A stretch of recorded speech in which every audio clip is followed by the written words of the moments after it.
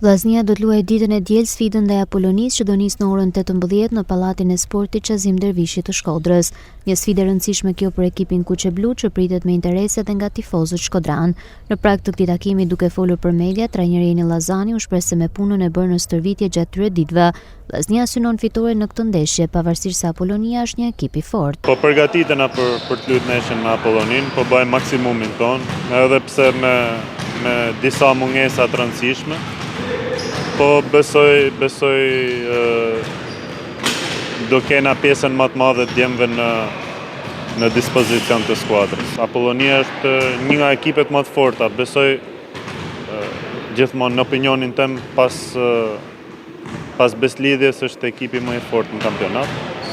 Për sa i përket aspektit të numrave që kanë dispozicion për të luajtur. Trajneri Llazani shpreson të fitoria e Beslidhjes ndaj Tiranës në mënyrë që vllaznia të jetë në fazën play-off. Ne do bëjmë maksimumin ton, shpresojmë që paralelisht në krahun tjetër Beslidhja ta mundin Tiranën që ne të kena shans për të hyrë në play-off. Presojmë, ne do bëjmë maksimumin për sa i përket asaj çka kemi ne në dorë. Përgatitemi për Apollonin. Për ne tifozëria është lojtari i 6 në fushë.